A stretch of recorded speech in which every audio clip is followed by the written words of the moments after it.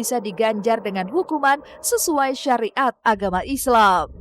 Ya kalau mesti tinggal polisi yang menghukum sesuai dengan hukum di negara kita. Memang sih kalau hukum dalam Islam dia begitu tuh harus dihukum mati istilah kata.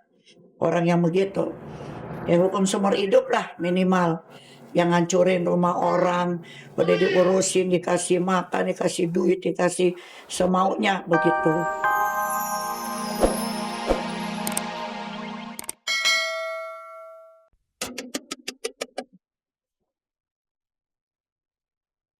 Setelah menunggu sekian lama, akhirnya terjawab sudah sosok di balik pembakaran dan pencurian di rumah almarhum UJ. Benarkah ada motif sakit hati yang melatar belakangi terjadinya kebakaran? Dan mengapa Pipik Dian Irawati masih mau memberi kata maaf bagi orang yang telah membakar rumahnya?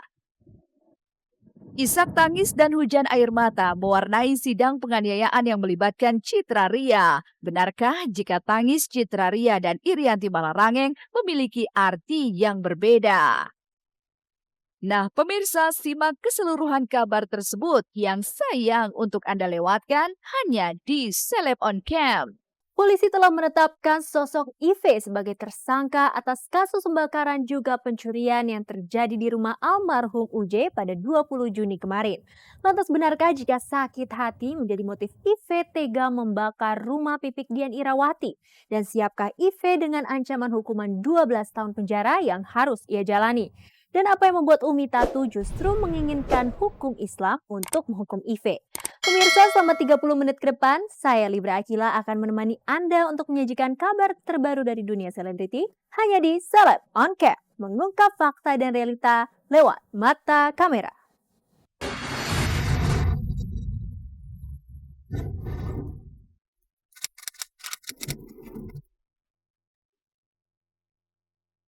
Setelah sebelumnya menjadi teka-teki soal penyebab kebakaran di rumah Pipik Dian Irawati pada 20 Juni kemarin, kini akhirnya terjawab sudah apa yang menyebabkan kediaman almarhum Ustadz Jeffrey Al-Bukhari itu porak-poranda oleh si jago merah. Bahkan pihak kepolisian juga telah menetapkan sosok siapa yang telah melakukan hal tersebut.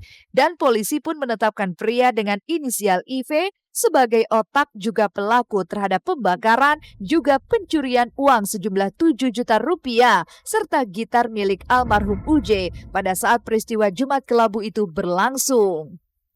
Tersangka inisial IF ya, IV itu dengan kasus pencurian 363. Kemudian dari hasil pengembangan dalam proses penyidikan, kemudian kita dapatkan keterangan bahwa yang bersangkutan juga yang melakukan pembakaran terhadap TKP di Bintaro, ya, di rumah korban.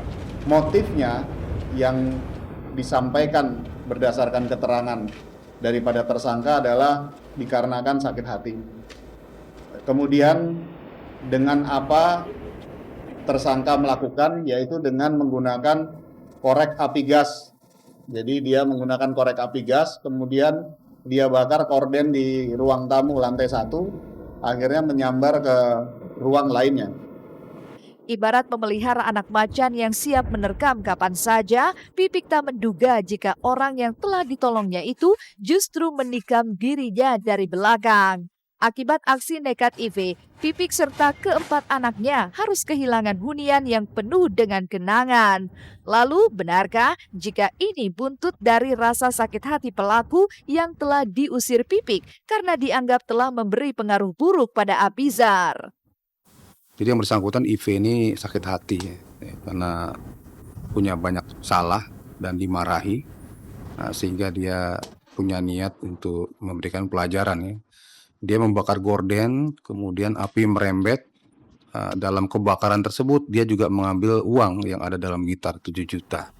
Jadi padanya dikenakan pasal 87 pembakaran dan pasal 363 KUHP. Tidak pernah menyuruh dia tinggal di rumah, tapi dia kadang main, pulang, main, kadang nginep lagi ya.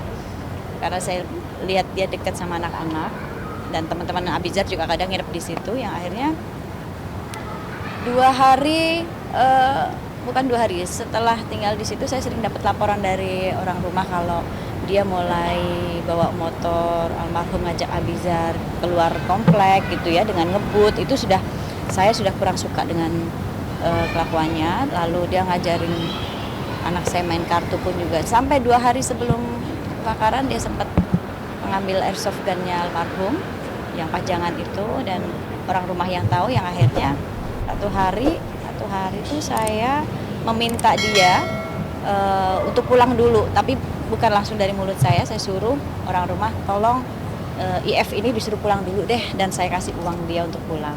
Katanya sakit hatinya karena disuruh pulang, jadi dia selama 2 hari tidurnya di jalanan bagaimana ya kan saya juga nggak tahu dia rumahnya di mana, dan saya nggak ada urusan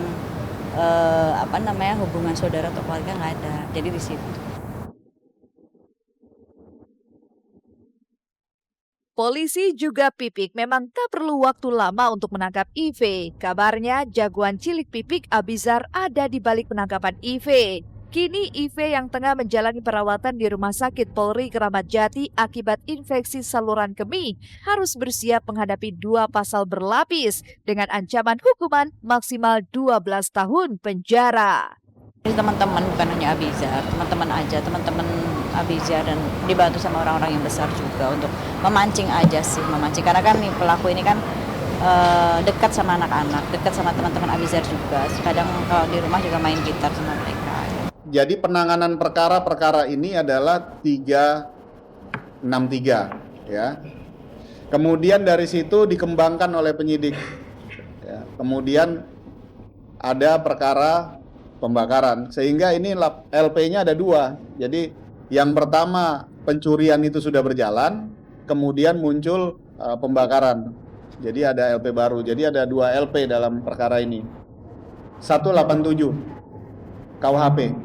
Ya, ancaman hukumannya sampai dengan 12 tahun. Sedang dirawat di Rumah Sakit Kramat Jati karena sejak kita amankan di sini dengan perkara kasus 363, tersangka mengalami sakit perut yang agak melilit, terus kita cek ke Kramat Jati masih dalam perawatan. Akibat ulah IV tidak hanya membuat Pipik kecewa, Umi Tatu Mulyana, ibunda almarhum UJ, lebih terluka karena barang-barang peninggalan almarhum anaknya yang dijadikan obat penghibur atas kerinduan dirinya terhadap almarhum UJ diacak-acak oleh orang yang telah ditolong menantunya itu. Dan tak terima dengan aksi nekat IV, Umi Tatu pun berharap kiranya si pelaku juga bisa diganjar dengan hukuman sesuai syariat agama Islam.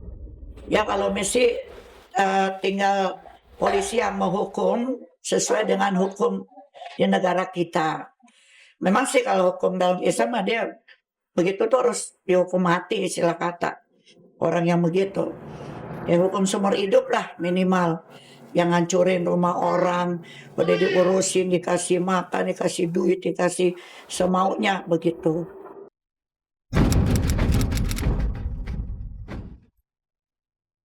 Puing-puing kehancuran yang dialami Pipik memang cukup berat. Belum hilang beban yang mesti ditanggungnya pasca api melahap rumahnya. Kini ia harus menelan kekecewaan lantaran dihianati oleh orang yang sudah ditolongnya. Pasca penangkapan IV oleh polisi, Pipik pun dipertemukan oleh IV. Namun mengapa dalam pertemuannya dengan IV, Pipik tak lagi garang? Bahkan ia masih bisa memaafkan IV yang telah menghancurkan rumah yang memiliki sejarah bersama almarhum suaminya itu. Ya, manusiawi lah, pasti kesel ada, karena saya sempat marah saat saya sempat ngobrol, dikasih kesempatan ngobrol bertemu saat sama dia. Saya bilang saat dia mengutarakan dia sakit hati sama saya bilang sakit hati cuma gara-gara saya, dan itu bahasanya saat itu dia suruh pulang dulu. Berarti kalau disuruh pulang dulu kan ada kesempatan untuk dia datang lagi.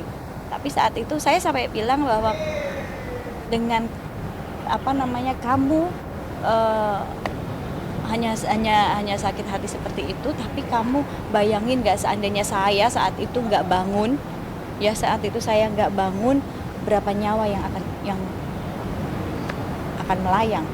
Ada supir 2, ada pembantu 3, ada anak-anak saya. Dianya nangis minta maaf. Dia menyesal sekali. maafin juga ya, maafin kita namanya manusia ya. Kok setega itu gitu. Dia kan manusia juga. Itu aja. Sikap aksi nekat IV yang tidak hanya membakar tapi